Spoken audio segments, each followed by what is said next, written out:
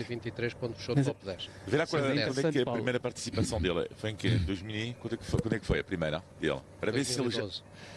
2012. E, portanto, eu acho que ele chegou a ver ele, o muro do Grammont, ainda na Volta à França. Eu acho que foi a última edição de 2012 em que havia o Grammont, a pequena capela. E da entrevista de Trentin, há duas coisas que eu acho que são bastante interessantes. Uma delas é quando ele se refere à distância, 10 km mais que nas edições anteriores. São 10 km, para muitas pessoas, muitos espectadores podem pensar, bom, mas 10 km não é assim tanta distância, mas 10 km a somar a 268 é muito, não só na parte psicológica, que os corredores olhar para o número 268 e 278 é diferente a nível psicológico, mas também 10 km a somar a tantos já se nota muito, começa os corredores a ter noção de quão longo vai ser o dia. E a juntar com o vento de frente, que ainda vai tornar a corrida com mais horas de competição. E depois um outro aspecto interessante foi quando ele era 3 corredores, a 3 nomes, Van der Poel, Pogačar e Wout van Aert, que diz que estão todos num nível superior ao deles, ou dos restantes, mas que o pelotão começa a achar uma fórmula de poder tentar contrariar esse favoritismo. Não sei muito bem como é que ele se refere, mas possivelmente algumas equipas ou outros corredores sentem que num frente a frente com esses 3 não é fácil segui-los e podem entender que em alguns momentos haver entreajuda pode minimizar essa diferença que há. No entanto, numa prova como Flandres, se a corrida com tantas subidas que existem consecutivas nos últimos 100 km, e sabendo nós que Pogačar e Mathieu Van Der Poel, principalmente esses dois, são corredores que gostam de atacar de longe, começar logo a selecionar quando estamos a 50, 60, 70 km da meta, como é que os adversários nessa fórmula que a Trentin diz de começar a ver ou encontrar uma forma de reduzir essa diferença, como é que vão fazer, porque com ataques tão longe num terreno tão duro é muito difícil que atrás também fiquem grupos formados ou equipas com muitos corredores para poder encetar uma perseguição. Portanto, tudo isto é curioso a juntar a termos Remco Evenepoel, que ele também refere que é um cavalo negro, ou seja, porque é uma surpresa, ninguém sabe muito bem o que é que pode esperar, mas é mais um corredor que também gosta de atacar de longe. Ou seja, eu acho que nesse aspecto estão os dados lançados para termos uma corrida muito interessante, principalmente na segunda metade. Passa-se Quaremont a primeira vez, mas depois quando se passa a segunda vez, aí já estamos a 55, mas eu acho que antes disso a corrida já irá bastante selecionar. O que é interessante no Quaremont é que antigamente quando Pogačar quase ganhou, exagerado disso, mas em 2020, quando faz um grande ataque na Volta à França e quase surpreendeu Mathieu Van Der Poel, foi no Paterberg. Mas o Paterberg é uma subida, um monte, aliás, mais curto do que o Quaremont. E a partir das edições seguintes, mudança total da estratégia de Pogačar, e até agora manteve esta estratégia. Ele não vai atacar no Paterberg, mas sim na subida anterior do Quaremont, que é uma subida mais longa, e sabemos que Pogačar está muito à vontade com os ataques, o esforço intenso e longo, e nas subidas mais curtas, por assim dizer, tipo mesmo no Amstel ou no Paterberg, ele não está assim tão à vontade. Ele está à vontade, entre aspas, não é? Como é evidente, está a escala de Pogačar. Mas, de facto, vai ser interessante ver se novamente Pogačar aposta tudo no Quaremont. Para quem não conhece as características destas subidas, acho que é sempre interessante recuperar aqui alguns dados acerca das mesmas. O Paterberg é mais curto, mas tem rampas mais inclinadas, são aproximadamente 500 metros e tem rampas acima dos 20% de inclinação. No caso do Quaremont é mais longo, tem mais de 1 km, não sendo tão inclinado e tão agressivo, é um esforço que que, enfim, se quisermos pôr de uma forma mais simplista, um favorece mais os motores diesel, o outro talvez seja um esforço para motores de explosão. O Paterberg, em concreto, dados oficiais, 360 metros de extensão, 13% de média, rampa máxima 20,3%. Estes são os dados que vêm marcados no livro de prova. O Kvarmont, o velho, o de Kvarmont, porque há o novo Kvarmont, que não é passado nesta corrida, mas o velho Kvarmont tem 2.200 metros de extensão, 4% de média em termos de inclinação, e a rampa mais inclinada tem 11,6%. Há que também dizer que o Kvarmont tem uma primeira parte asfaltada, porque dos 2.200 metros de extensão, só 1.500 é que são em empedrado, enquanto no Paterberg a subida é 100% empedrada. Mas esta corrida vai muito além destas duas subidas estrategicamente colocadas perto do final e que são repetidas vezes passadas, porque é preciso recordar que vamos também passar o Tyenberg, também conhecido aqui na Bélgica como o Boonenberg, e é uma subida que é particularmente importante, por exemplo, na clássica E3. Era por lá que Tom Boonen fazia miséria com toda a gente e arrancava para as 5 vitórias que somou nessa clássica. Temos, obviamente, sem esquecer também o Koppenberg, e atenção porque o Koppenberg esta semana estava muito mal tratado. Felizmente que o município ao qual pertence o Koppenberg mandou limpar o Koppenberg, que estava enlameado, e não teve que ser apenas uma vez, foram várias vezes que foi limpo ao longo desta semana para estar hoje em excelentes condições. Estamos a falar talvez da subida mais inclinada das que hoje vai ser passada, com as suas rampas de 22%, ao longo de 600 metros de empedrado. O Koppenberg tem sido decisivo e está colocado a 45 km do final. Portanto, há aqui muitos sítios onde os ciclistas podem escolher atacar. Vamos recordar que a primeira das 12 subidas que serão passadas vai ser precisamente o Kvarmont, a 136 km do final. E Gonçalo, o Koppenberg, além da dureza que tem, há algo que é sempre muito importante, é que vem logo numa sucessão de Kvarmont, a segunda passagem, Paterberg, e 7 km depois chega só Koppenberg.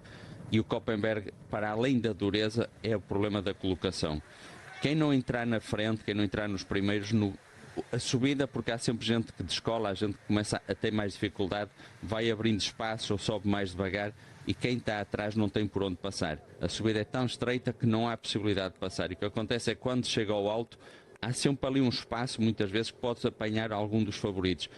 Mesmo que reentre até ao Maribonstraat, que é uma fase rápida, plana, estrada mais larga, é difícil depois, quando já se tem 230 km nas pernas, se tem que fazer ali um esforço de 3, 4 minutos ao máximo para recular, é muito complicado recuperar desses esforços, porque vem novamente uma solução do Marisbosberg, o Tyenberg, o Old Kruisberg, ou seja, já está a descer para Kvarmont. A importância do Koppenberg é a colocação também, porque um corredor pode, ali às vezes não se ganha corridas, mas há muitos que podem perder o Tour de Flandres ou a possibilidade de disputar no Tour de Flandres por causa dessa subida. Ou seja, das corridas mais cruciais, não é o Kvarmont, não é o Paterberg onde normalmente se ataca, mas é uma subida muito importante para quem quer ganhar o Tour de Flandres. E a seguir a uma curtíssima pausa, vamos também aqui falar da própria abordagem às subidas. Há uma abordagem que é crucial, que está marcada no particular livro de prova de cada ciclista. O Eikenberg, a entrada no Eikenberg é fortíssima. Eu ontem à tarde falava com o Rui Oliveira acerca do papel que é esperado por parte dele. Já vos vou explicar onde é que entra o Eikenberg nesta equação. Bom, parece que demorou um pouco, mas já temos fuga. Não sei se será esta a pegar, mas à falta de outra, é com esta que vamos mesmo a jogo, Paulo Martins. Não sei se era isto que o pelotão tinha em mente quando hoje, por volta das 6 da manhã, se começaram a despertar estes corredores para tomar um pequeno almoço e enfrentarem um longo dia de corrida pela frente, porque isto é muita gente. Há muita gente na frente, são 12 ciclistas, obviamente não estão representadas todas as equipas, nem sequer temos a UAE, a Visma, a Red Bull ou a Lidl Trek, mas temos já nomes importantes na frente. Vamos olhar então para esta primeira movimentação que podemos considerar como tal, porque até agora tínhamos tido vários ciclistas a tentar arrancar do grupo sem terem tido margem para o poder fazer, mas agora sim, agora a corrida começa e só demoramos 30 e poucos quilómetros. Eu diria que para já a equipa da UAE estrategicamente falhou ao deixar a Dillier, ainda para mais Dillier, na frente da corrida, da Alpecin. Que é um ciclista, obviamente, que nós sabemos aquilo que fez na Milão-São Remo, aquilo que ele tem de experiência, e é uma equipa menos que poderá trabalhar se a fuga não vier a ser anulada, e acredito que isso possa não acontecer nos próximos quilómetros.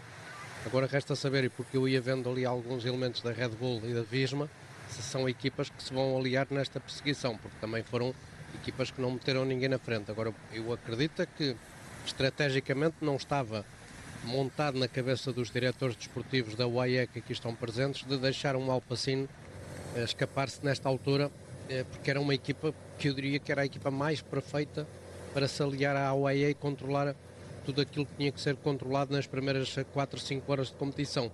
E com o Dillier na frente isso não vai acontecer aqui atrás. E a Red Bull também já está a dizer que estão ali colocados, mas não é para trabalhar. Portanto, Bjerg já sabe que vai ter um dia duro pela frente, porque é ele quem trabalha nesta altura. Claro, e agora todos vão tentar aproveitar-se desta situação, mesmo a própria Visma, e como o Paulo disse, a Red Bull. Os corredores também querem ganhar, mas sabem que neste momento Pogačar é o principal candidato e vai ter que ser a equipa da UAE, vão deixar para eles todo o trabalho. Aproveitar-se um pouco disso, e com o vento de frente não é fácil para Bjerg, apesar da UAE também não querer estar nesta altura a gastar mais nenhum ciclista, porque a corrida é longa, e estar a colocar outro agora, são 2 elementos que se vai queimar na primeira parte da corrida. Foi uma distração que ali pois nunca deveria ter acontecido, porque, como o Paulo mencionou, se tivesse Alpecin e não tivesse ninguém na frente, iam ser as 2 equipas que iam controlar e tinham um aliado, e neste momento perderam isso.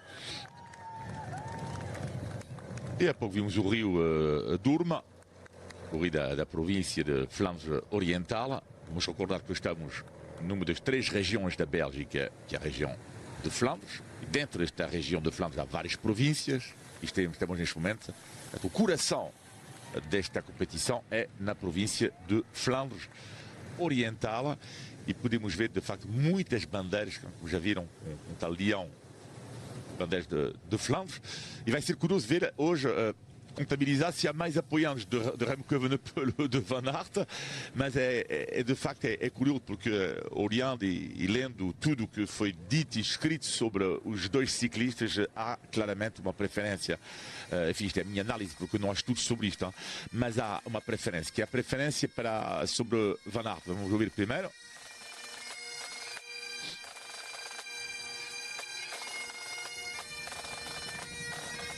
Mas estava a dizer que a preferência é sobre o Van Aert, que Van Aert faz mais a unanimidade do que Remco Evenepoel. Claro que há muitos adeptos da Bélgica que adoram Evenepoel, mas Van Aert tem algo que lá está, que é a unanimidade, porque Evenepoel, às vezes, por causa de algumas atitudes, há quem não gosta muito dele, e Van Aert não é o caso.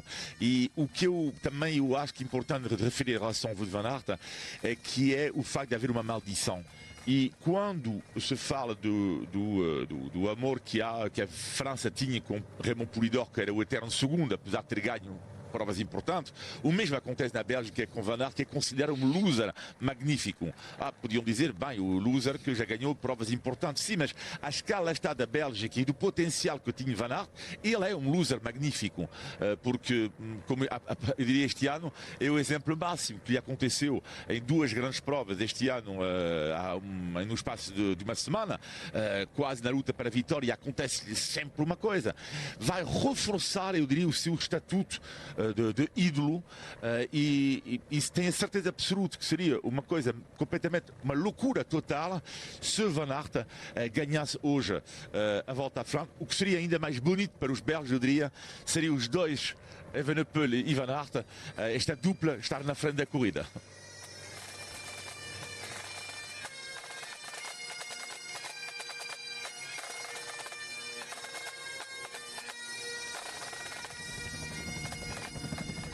Ora, 239 quilómetros para o final. Vamos ver se o universo para de girar sobre si mesmo, porque Sylvain Dillier, o homem que controla habitualmente as fugas para a Alpecin e para Mathieu Van Der Poel, está na frente. Portanto, hoje a inverterem-se os papéis, é Mikel Bjerg que por agora vai substituindo o Sylvain Dillier, que na frente está acompanhado de um grupo de atletas extraordinários. Temos também Camille Gratec, o ciclista da Bahrain Victorious.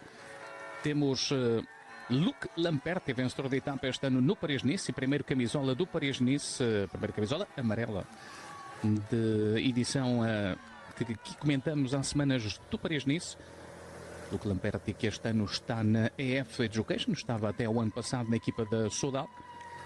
Também na frente, Connor Swift, britânico da Ineos Grenadiers. Obviamente há belgas. Há bastantes belgas, 4 na fuga. Luca Van Boven, da Lotto Intermarché. Dries de Putter, da Jayco Alula. Frederick Frison, da Pinarello Q36,5. E Victor Vercoyi, da Sport Vlaanderen. Obviamente, se há belgas, não poderiam faltar os neerlandeses. Hartis de Vries, da Unibet Tietema Rockets. E Julius Vandenberg, da Picnic Post NL.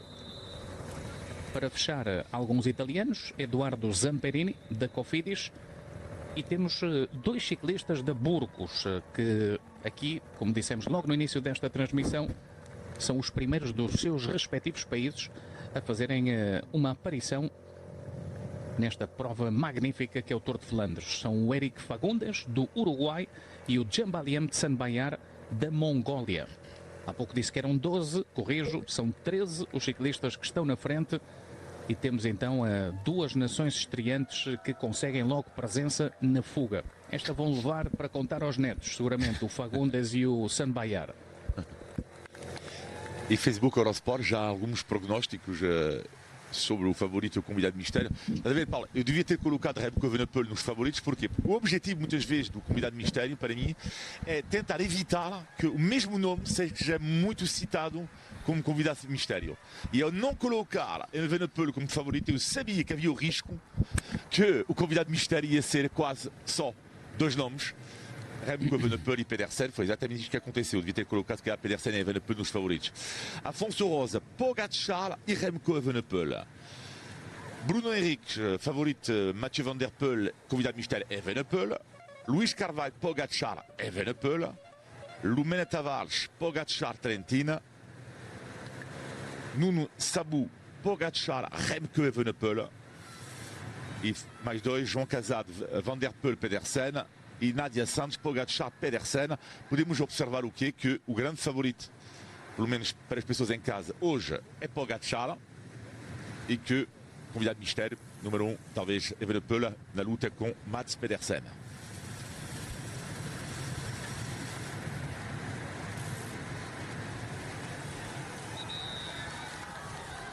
Olha, nesta altura estamos a 236 km do final. E perguntam vocês porque é que eu faço esta referência. Porque quando estivermos daqui a 100 km a 136 km do final, estaremos na primeira das 3 passagens no Kvarmont. Portanto, já só faltam 100 km até ao Kvarmont. É a primeira colina do dia, o primeiro berg do dia. E a partir daí eles nunca mais param, porque os ciclistas ficam sempre às voltas dentro desse circuito. É, digamos que a entrada no circuito, onde depois passam pelo Eichenberg, pelo Wolvenberg, pelo Molenberg, etc, etc, até cumprirem as 12 colinas e os 6 setores de empedrado que têm previsto para o dia de hoje. Há pouco tinha dito que ia falar um bocadinho sobre o Eichenberg e vem isto a propósito de uma conversa que tive ontem brevemente com o Rui Oliveira. Perguntei ao Rui Oliveira qual é que é o papel dele na equipa, recordando que hoje dentro desta corrida temos não só o Rui Oliveira, que leva o dorsal 2 e já está ali na quinta, sexta posição, pelo menos há pouco andava ali pela frente. Não está, no entanto, a ser chamado ainda ao serviço. Está ali, agora está um bocadinho mais recuado, porque quem está a trabalhar é o Mikel Bjerg. Mas temos também o António Morgado, que nesta corrida já foi quinto e que parte hoje com o dorsal 6 nas costas. São os portugueses que estão hoje aqui a correr na Flandres. Falei com o Rui para perceber qual é que é, digamos que, a estratégia dentro da equipa, sendo que o líder está mais do que definido, que é Tadej Pogačar, e explicou o ciclista da UAE que a missão da equipa nos primeiros 140 km até a primeira passagem no Kvarmont é proteger o Tadej Pogačar, protegê-lo dos perigos, e depois o Rui em concreto a partir da primeira passagem no Kvarmont até à segunda passagem, mas tentar ajudar a equipa ao máximo para que não haja fugas malucas como a do ano passado e portanto tentar levar a corrida mais controlada. Por isso podemos esperar ver esta fuga a não ganhar muita margem. Depois o Rui chamava a atenção para um tal ponto que eu tenho vindo aqui a mencionar, que é a entrada no Eichenberg. A entrada no Eichenberg, que é a segunda das colinas, faz-se mais ou menos ali aos 120 km para o final. Só que eles vêm a descer desde o Kvarmont, portanto, desde a descida do Kvarmont até a entrada na subida do Eichenberg, eles vêm praticamente sempre a abrir gás a 80 km por hora ou mais. Portanto, é um momento importante da corrida. É preciso ganhar a posição antes da curva para a direita e depois também tentar entrar no Molenberg igualmente numa boa posição. A entrada no Molenberg é sempre um momento crucial da corrida. Portanto, esta corrida, a mais de 100 km do final, pode não ficar decidida, mas para muita gente vai começar a entortar-se nessa fase, porque, naturalmente, este plano por parte da UAE é exatamente o mesmo em todas as outras equipas. Toda a gente vai querer apertar na subida, aliás, na descida do Kvarmont, para entrarem bem no Eichenberg e depois ganharem outra vez a posição para a curva antes da entrada no Molenberg.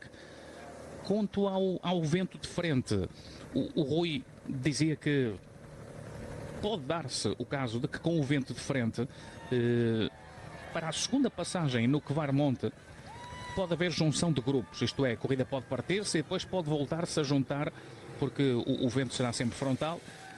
E o importante para o UAE é estarem sempre juntos e depois tentarem endurecer ao máximo a corrida. Vamos recuar até 2019, Paulo Martins.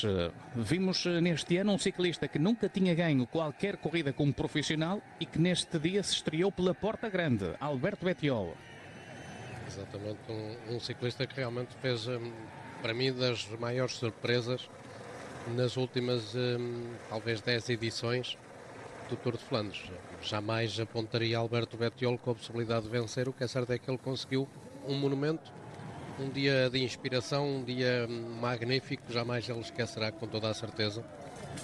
O ciclista italiano, que na altura estava na equipa da EF Education, e consegue aqui uma vitória extraordinária neste dia. Foi uma grande vitória do Alberto Bettiol.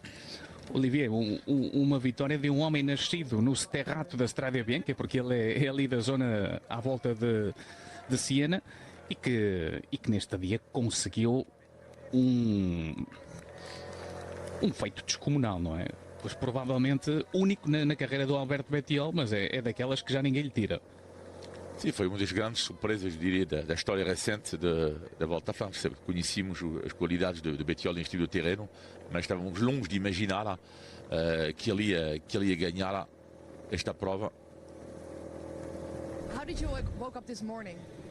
Yeah, I woke up very happy, actually, very early, but very happy because it's Easter in every sense. You know, when there is this race, it's always a good day to celebrate. We will try to. We know that we are going to face almost dead because we will die literally in this pavé, but the rewards is to finish the race, to arrive in Oudenaarde and say, yeah, I did the best. I spent all my energy in the cobbles, and I did another Ronde van Vlaanderen, the best race in the world. But finish the race. I think you can expect more from yourself as an old winner of this race, right? Yeah, exactly. But probably the winner is gonna be the same. But there are some possibilities behind him. We try to catch this opportunity, maybe in early move. It's difficult because everybody know that now racing with Pogačar is like this. So we try just to take the moment to anticipate his attack, and then just hang on until the finish. So the point, whoever knows, but we try to be ready as a team. We have our strategy, and we can still do some results, of course.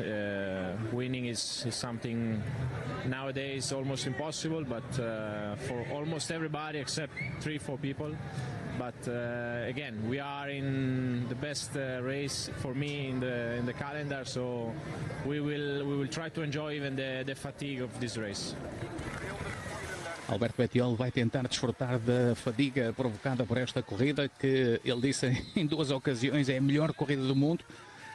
Estava ali também algo filosófico, dizia que hoje é domingo de Páscoa, que para ele pois a recompensa neste domingo de Páscoa é chegar ao final em Oudenaarde.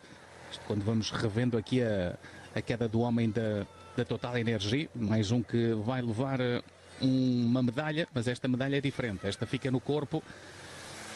Esta foi perigosa, porque os carros vinham a passar na altura em que ele cai. Felizmente que o sistema de travagem foi ali posto em teste, e passou o teste com distinção, porque foi ali uma travagem a fundo, parecendo o carro da Ineos, mas foi um susto que ficou apenas nisso mesmo.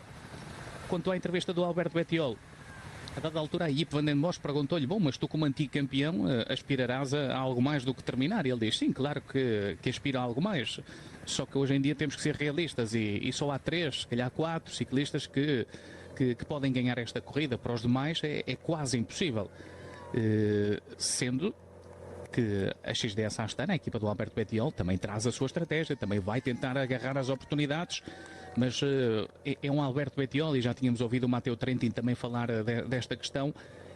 Esta corrida, a ideia que passa por parte da concorrência dos Pogačar, dos Van der Poel, eu nem vou incluir o Wout van Aert neste lote, porque só com o Pogačar e o Mathieu Van der Poel temos quase 20 monumentos de carreira. E portanto têm sido eles os grandes dominadores. Será uma visão um pouco fatalista, Paulo Martins, esta por parte do Alberto Bettiol? Ele não parte derrotado, obviamente, porque cada ciclista tem o seu objetivo dentro da corrida, e vitória, pois só um corredor é que a pode levar, mas estes ciclistas é que lá andam, e eles é que sentem quando aceleram Pogačar e quando acelera Mathieu Van der Poel, que poucos são aqueles que os conseguem seguir. Aquilo que aconteceu na Milão-São Remo com Tom Pidcock, pois foi uma relativa surpresa. Penso que no caso das palavras do Bettiol, ele está completamente consciente da realidade. Hoje em dia, quando deparamos com corridas deste nível, quando temos aqui Pogačar, Mathieu Van der Poel, e como tu dizes, não é necessário acrescentar mais. Mas poderíamos acrescentar, obviamente, o Renko e o Wout van Aert, que são ciclistas também de um nível extraordinário. Mas os 2 primeiros, só com eles basta percebermos que aquilo que se tem passado nos últimos anos, inclusive aqui nesta corrida, tem sido a fortaleza destes 2 atletas. 4 edições, 2 delas ganhas por cada um deles. E isso faz com que os outros sejam realistas e sintam que é difícil ganhar a corrida.